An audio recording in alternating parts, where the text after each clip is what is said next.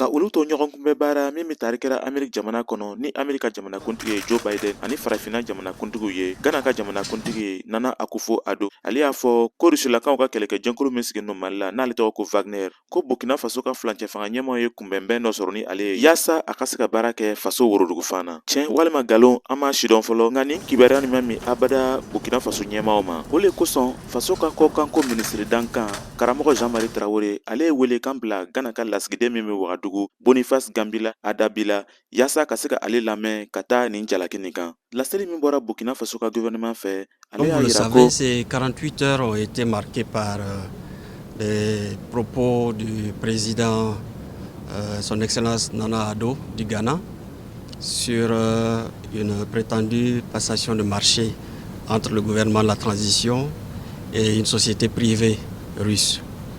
Et face à une telle situation, la démarche logique voulait que nous convoquions dans l'urgence l'ambassadeur du Ghana à Ouaga, faso ka kɔkanko mais minisiri aussi notre dankan y'a ambassadeur à fɔ Ghana Accra ka lasigiden ye ko pour ale ma jani consultation. Nana Nous avons Akufo-Addo écouté ka kumafɔtaw ye. Kɔjaabiw kan Ghana ka nous avons lasigiden y'a écouté yira ko ale ka l'ambassadeur du jamana Ghana à kuntigi ye Ouaga kuma min fɔ et lui k'o faire tun tɛ ka savoir jalaki la Burkina Faso la kan position walima du ka se ka gouvernement maaw hakili ɲagami. et Ko Nana Akufo ka très grave aju tun ye min ye propos ka se ka bɛɛ venant sɔmi k'a du fɔ chef k'o ka d'État Burkina au Faso surpoids dɛmɛ d'un pays lankanabaliya ami kɛlɛ nin na. voisin. O tɛmɛnin kɔ nin lasigiden nin ko ale ka jamana président ma kuma ni tibitibili fɔ ko a y'a fɔ sɛgɛsɛgɛli kan nale. Nin ko ninnu fɛnɛ senkɔrɔ Burkina Faso y'a ka lasigiden min sigi nɔ Ghana jamana kɔnɔ ye ale wele sigikafɔ dɔ ra. Hakilinajigira Burkina Faso ka fanga ɲɛma Maître Apollinaire Guillaume de Tambela ale ye taama dɔ kɛ kɔsa nin na Rusi jamana kɔ. O tɛmɛnin kɔ sira dira Rusilakan dɔw fɛnɛ ma olu ka se ka sanubɔ yɔrɔ dɔw la bila sen kan Burkina Faso kɔnɔ.